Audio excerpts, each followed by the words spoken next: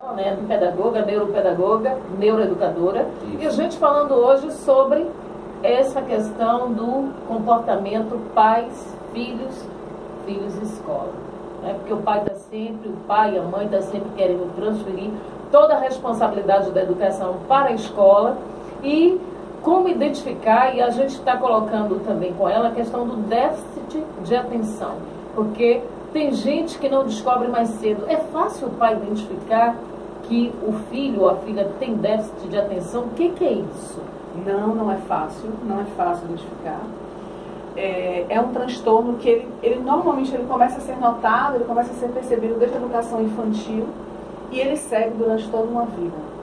Normalmente os professores começam a perceber que os alunos que têm algum tipo de transtorno, a exemplo do déficit de atenção, eles têm um ritmo diferenciado de aprendizado, de concentração, de fala.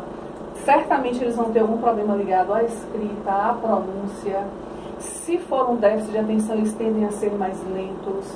O professor precisa se movimentar mais na sala, estimulando outras formas de estímulos ao aprendizado. Tipo aquele aluno que não consegue acompanhar a turma. O professor está no quadro lá, a turma toda fez e ele não consegue acompanhar, ele tem dificuldade. Ele pode estar com déficit de atenção. Ele pode estar com déficit de atenção. Mas hoje a gente tem um problema que eu acho que é ainda maior do que o déficit de atenção.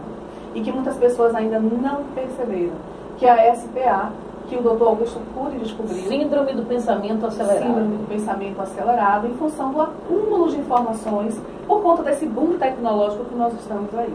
Então, muitas vezes o aluno, ele não está acompanhando, ele não tem nenhum diagnóstico do déficit de atenção. Ele está com o pensamento acelerado. Então, quando nós estamos com o pensamento acelerado, a gente não consegue estar no momento presente. A gente vai estar sempre no futuro. Isso. Sabe uma dica simples, de graça, que todos nós podemos fazer? Respirar profundamente. O ato de respirar profundamente faz com que a gente realinhe o nosso cérebro, oxigene o nosso cérebro, promova um equilíbrio entre os hemisférios esquerdo e direito e consiga ativar várias sinapses neurais ligadas ao aprendizado, mas, sobretudo, lhe traz para o momento presente. A maior dificuldade que nós encontramos hoje em sala de aula é o aluno que está fisicamente olhando para você, mas a mente dele está longe. Ele divaga o tempo inteiro. O professor está explicando e às vezes ele está no jogo de videogame. Sim, porque por melhor que seja o professor, a gente não tem como concorrer com a tecnologia. Os estímulos neurais de um vídeo, de um jogo, da tecnologia, a gente não tem como concorrer. Sem contar aquelas mensagens subliminares de estímulos neurais que muitas vezes estão lá implícitas entre uma ação e outra do jogo. Então, não é fácil diagnosticar um transtorno de aprendizagem como déficit de atenção, como você perguntou. Muitas vezes o que acontece? O professor vai observando aquele aluno, vai vendo que alguma coisa não tá bem. Mas o que ele é orientado? Só a partir das notas, das provas, das avaliações, quando esse aluno toma uma nota ruim, ele passa para a supervisão, que aciona os pais, e os pais vão buscar diagnosticar isso nos seus filhos. Vamos entender que esse diagnóstico pode levar meses. A criança vai ter que começar por um neuro, vai ter que fazer uma série de exames. A partir daí ela vai ser conduzida ou para um neuroeducador ou para um psicopedagogo. Vão começar uma série de testes para confirmar um tipo de diagnóstico como esse. E ela já comprometeu praticamente o seu ano letivo, até que seja diagnosticada. Então, quando eu criei esse método, a minha proposta era entender que quem tem dor tem pressa. Porque quando o aluno tem dificuldade de aprender, ele gera angústia numa turma inteira. Os professores se sentem angustiados porque não conseguem contemplar aqueles alunos com maior dificuldade. Os pais se sentem angustiados porque estão sendo pressionados pela escola e percebem que o seu filho tem um ritmo diferenciado. A criança, o aluno se sente, incomodado em perceber que os outros estão mais rápidos do que ele. Então ninguém ganha, todos perdem.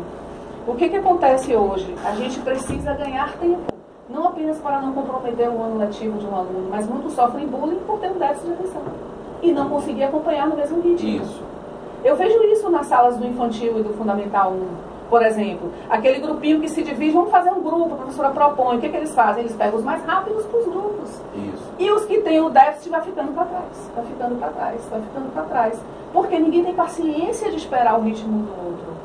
né? Nós não deveríamos, mas agimos de modo competitivo o tempo inteiro. Então os mais rápidos saem na frente. E como é que essa criança vai lidar com essa angústia de não ter sido escolhida para os grupos dos teoricamente mais inteligentes? Pois é. E se muitas vezes esse discurso é fortalecido pelos pais em casa. Olha, seu primo, ele passou de ano com a nota melhor. Fulaninho passou no vestibular tal. Menino, você ainda está nesse exercício? Como assim? Só se eu já tinha feito... Seu irmão já acabou, você ainda está aí. Aí os pais erram ao fazer isso. Erram equivocadamente, né? Achando que está impulsionando e ajudando. E muitas vezes aquela criança não tem condição de acompanhar aquele ritmo. E você mata, às vezes, até um propenso pesquisador, um propenso cientista, porque o menino, às vezes, ele não está naquele ritmo, ele está no momento dele, está pesquisando, está estudando, mas você está aí ainda fumando. E sabe o que as escolas, algumas escolas ainda fazem? Elas dividem, sobretudo no Fundamental 1, elas dividem a turma em mesas, 3 mesas. O grupo dos mais rápidos sentam juntos.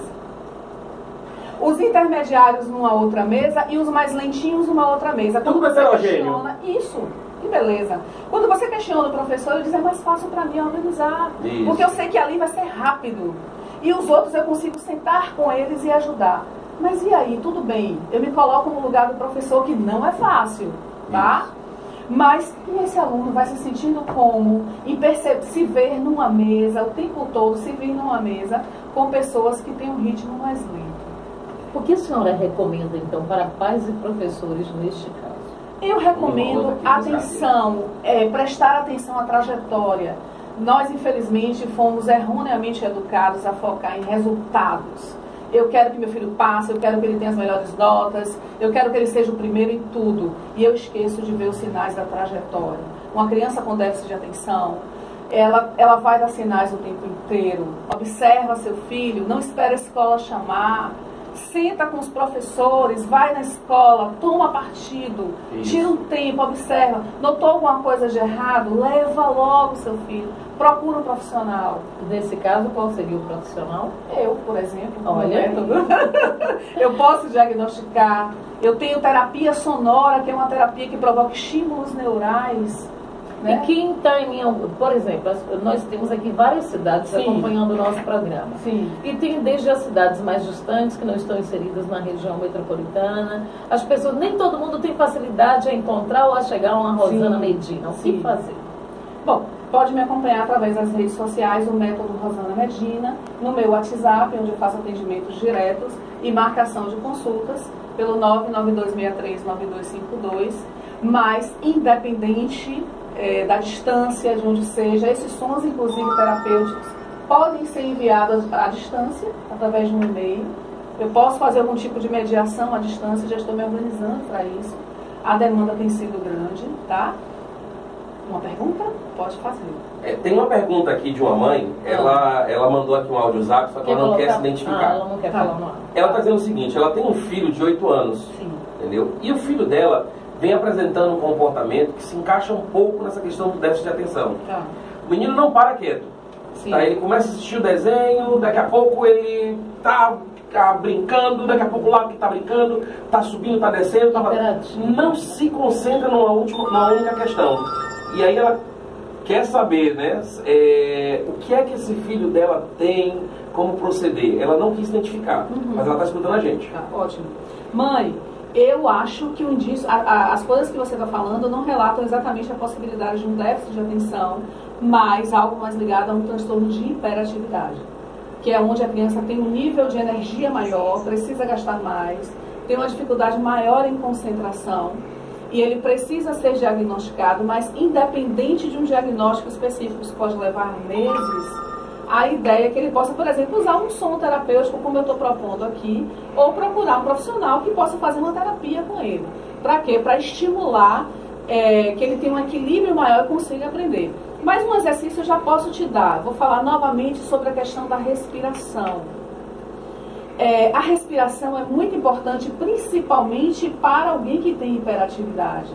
Porque quando a gente aprende a respirar profundamente, a gente acalma, a gente diminui aquela aceleração, aquela ansiedade, aquela agitação, que é bem típico desse exemplo que você me Daí traz. a importância, né, da meditação, da yoga, e tem escola já fazendo isso. Claro, a escola Nanda em Salvador é referência. Eles fazem isso, uma escola que fica ali em Itapuã, né? E felizes de nós se aprendermos a respirar todos os dias, para que possam neutralizar esses gatilhos de ansiedade. Uma criança com qualquer tipo de transtorno, mais do que tudo é indicado a respiração. Tá? E se você conseguir com seu filho sentar com ele com 8 anos, ele não vai fazer isso sozinho. Mas você pode sentar com ele, segurar cada dedo das mãos por 1 minuto, respirando profundamente. Não sei se dá para ver aqui a posição. Segura aqui o dedo, segura firme, não precisa apertar, mas sente o dedo. 1 minuto respirando profundamente. Você está trabalhando todas as emoções do seu filho, você está estimulando todas as sinapses neurais dele, fazendo com que ele pense melhor, se equilibre, diminua a ansiedade. Você sai desse dedo e vai para o outro. Você vai passar por todos os dedos da mão, todos os dedos da mão. Quando você refizer essa mão todinha aqui, você vai pegar aqui no meio, que é o centro do equilíbrio do seu filho, e vai trabalhar. Você tem que fazer isso com ele. Você faz de frente para ele. Uma criança de 8 anos, eu repito, não vai fazer isso sozinho. Terminou essa mão, você vai para outra e faz o mesmo movimento. Vai passar por todos os dedos da mão e vai terminar aqui. Isso vai levar minimamente 10 minutos do seu dia. Mas eu super recomendo, porque vai trazer um alívio emocional, um equilíbrio psíquico, vai realinhar uma série de sinapses neurais que ele precisa. E vocês vão se tratar juntos. Isso. Porque seu filho deve exaurir você nesse sentido. Demanda muito. Seguir o exemplo da mãe, Seguir o exemplo da mãe. Então, é algo que você já pode começar a fazer. Bacana. Olha, muito bom. Manda um abraço aqui para Núbia Leal, Cássia M. Coutinho, acompanhando o nosso programa. Campolato, Olga Ribeiro, agradecendo aí a audiência de vocês. A Maria Rosa também, Suzana Santos, pessoal que está acompanhando o nosso programa. Obrigada pelo carinho, pela audiência. E mandar um abraço para Minga do Salão, a mãe da nossa querida Crislane. Minga está dizendo aqui, ó, nenhum mal te sucederá,